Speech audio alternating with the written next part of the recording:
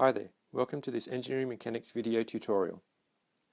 My name's Terry Brown and I'm a lecturer and mechanical engineer. Today we're going to look at drawing shear and bending moment diagrams for a loaded beam. So you can see the example problem that we're going to look at today. So we have a beam with a uniformly distributed load and it's supported by a pin support at A and a roller support at B, and we're asked to draw the shear and moment diagrams for this overhanging beam.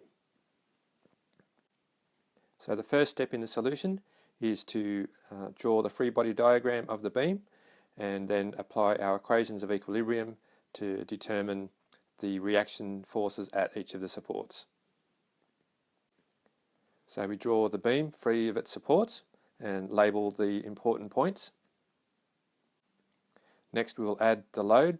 So we have a uniformly distributed load all the way across the beam with a magnitude of 8 kilonewtons per metre. So now we can start to add in our unknown reactions. So at end A here we have a roller support, pin support, So we'll have force in the vertical direction and a force in the horizontal direction. And we'll label those RAX and RAY. Then at B we have roller support, so we have only a vertical reaction at point B, and we'll label that RBY. Let's put on some dimensions for reference on our free body diagram. Now that we have our free body diagram, we can start to apply our equations of equilibrium. So we'll start with sum of the forces in the X direction equals 0. In this case we have no horizontal loads applied, so our reaction force here, RAX, in this case will be 0. So we have two unknowns left, RAY and RBY.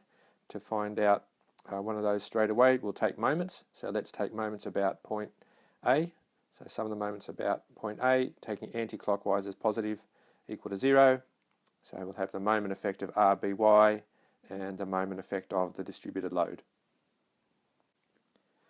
For the distributed load, we're going to use the equivalent single point load. So the equivalent single point load for this distributed load will be the distributed load, 8 kilonewtons per metre, times the length over which it acts. So the equivalent single point load here will be W times L. And we of course also need to know where that acts. And it acts through the centroid of this distributed load, which in this case, because it's uniformly distributed, will be halfway along the length of that distributed load, so L over 2. So now we can start to write our equation of equilibrium for some of the moments.